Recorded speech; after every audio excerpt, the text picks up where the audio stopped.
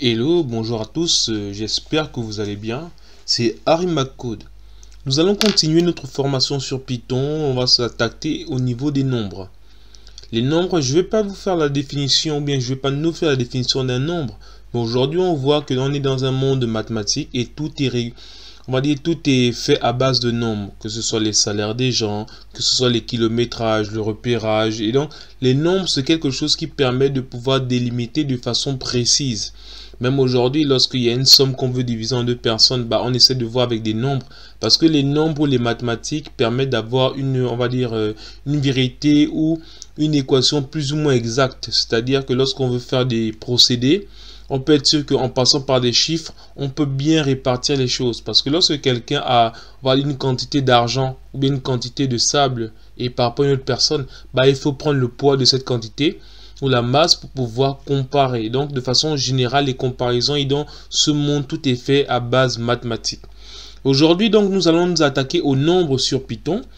Et donc, pour vous dire que les nombres sont très importants, je pense que vous le savez, parce que même lorsqu'on joue, par exemple, à des jeux, il y a des scores, ou bien lorsqu'on essaie de se déplacer, il y a un certain nombre de kilomètres, de mètres, de centimètres dans le déplacement. Et donc, tout ça, c'est à base de nombres. Et donc, nous allons voir les différents types de nombres, comme on avait vu déjà dans une vidéo antérieure. On avait vu que les nombres, il y avait les parties entiers, il y avait les floats, les integers, floats, et voilà, donc c'est différents types de nombres. Et donc, nous allons voir un peu que Python aussi nous permet de manipuler ces nombres. Donc, on va le voir rapidement. Ok, ici, maintenant, ce que je vais faire, c'est que je vais lancer sur, sur Python. Désolé, je sais pas pourquoi. Ah oui, désolé, pardon, c'est moi qui ai juste mal tapé, pardon. Ok, donc ici sur Python, qu'est-ce qui se passe? C'est-à-dire que là, on va faire quelques petits calculs de voir un peu qu'avec les nombres, on peut faire des additions classiques. C'est-à-dire, par exemple, 2 plus 8, ça nous donne bien 10. Ensuite, on peut faire quoi d'autre? C'est une addition qu'on a fait. On peut faire aussi une soustraction. On peut faire, par exemple, 8 moins 4. Ok, ça, c'est une différence. Après, on peut faire une multiplication. On peut faire 3 multiplié par, multiplié par 7. Ouais, 21. Et donc, jusque là, c'est bon. Et après, maintenant, ce qui va se passer, bon, on va prendre la division. On va prendre, on va dire, 7 divisé comme ça par 3. Ok, regardez, il me donne 2,33. Donc, jusque là, c'est bon. On a fait, avec Python, on peut faire des sommes, des différences, des produits, des divisions. Autre chose qu'on peut voir maintenant lorsqu'on veut monter d'un cran, c'est que Python nous permet aussi de gérer les puissances. Par exemple, si on veut faire 2 multiplié par 2, multiplié par 2, multiplié par 2, comme ça nous fait bien 16. Mais donc, c'est quoi? C'est 2 puissance 4. Donc, en Python, si on veut écrire ça, on fait juste 2 comme ça et on met étoile, étoile, 4.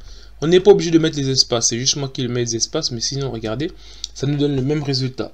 Donc, lorsqu'on met l'étoile, ça nous permet d'avoir un résultat avec la puissance.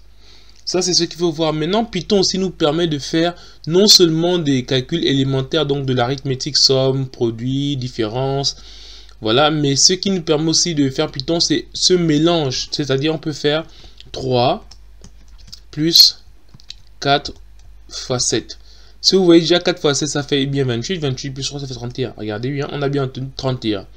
Donc, avec Python, comme on l'a dit, on peut faire aussi des multiplications, des sommes, donc des compositions de calcul. Et aussi, il ne faut pas oublier qu'en mathématiques, il y a aussi les parenthèses. Parce qu'on sait que là, dans notre cas, on sait que ça fait d'abord 7 fois 4, ça fait 28. 28 plus 3, ça fait 31.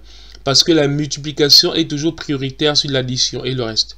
Mais maintenant, si on faisait la même chose, mais en mettant les parenthèses, je pense que vous êtes déjà aguerri là-dessus au niveau mathématique, mais on va quand même le voir. Donc ici, si je mets ici 3 plus 4 comme ça, et je ferme la parenthèse et je mets x7. Là, ça change de résultat, vous voyez.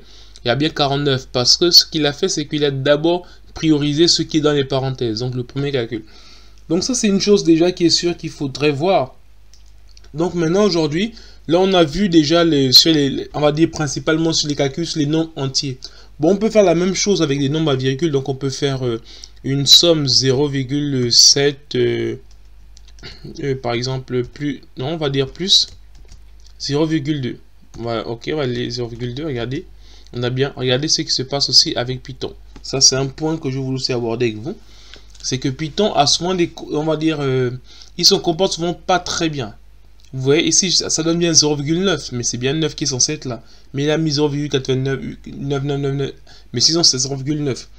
Mais c'est autre chose, si on veut faire un calcul aussi simple, par exemple 0,1 plus, on va dire plus, pardon, 0, non, pardon, j'ai mis, ouais, 0,1 plus 0,1, pardon, on a bien 0,2. Mais souvent Python se comporte un peu mal, mais sinon il y a des calculs qui marchent bien, comme par exemple 0,3 multiplié par 2, ou bien par 3. Vous voyez, même principe à peu près. Mais on peut, si on voulait voir déjà, je fais x2, regardez, on a bien 0,6. Mais Python a souvent des caractéristiques qui se comportent souvent un peu de façon ambiguë. Mais on verra plus tard aussi. Mais vous comprenez déjà un peu que c'est toujours à peu près 9. C'est à cause des floats. En fait, un float, qu'est-ce qui se passe? C'est-à-dire, un float, c'est un nombre avec virgule. Et donc, souvent, Python a tendance à mal gérer ça dans la console. Mais ne vous en faites pas, quand vous allez faire les calculs dans les programmes, il n'y aura pas de problème là-dessus. Mais c'est bon à savoir. Une chose aussi, par exemple, si je fais ça, par exemple, je fais 0,1 comme ça, que je vais multiplier par quoi? Je vais multiplier par 3, regardez. Il met ici 0,3, mais 0,00, il met un 4 à la fin.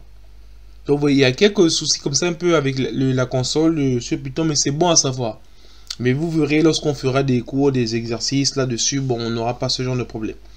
Et donc, là, maintenant, ce que je vais vous dire aussi, c'est que ce qu'il faut remarquer avec Python, c'est que lorsqu'on fait un quotient, même si c'est, je prends, regardez, 8 divisé par, par exemple, 8 divisé par 4, regardez, il me met 2,0, il m'a pas mis 2, il m'a mis 2,0, ça veut dire qu'il a transformé, on va dire une division de deux nombres entiers en un nombre float, c'est-à-dire deux nombres entiers en un nombre à virgule.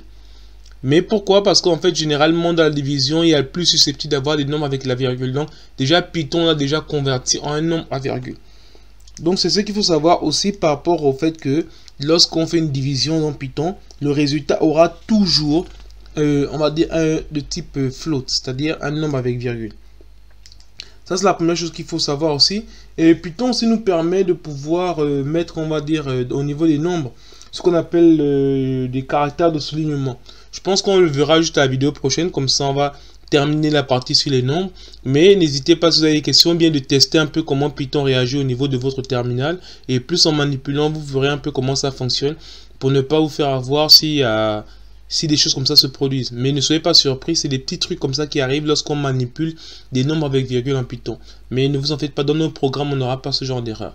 Je vous dis rendez-vous à la vidéo prochaine. Merci.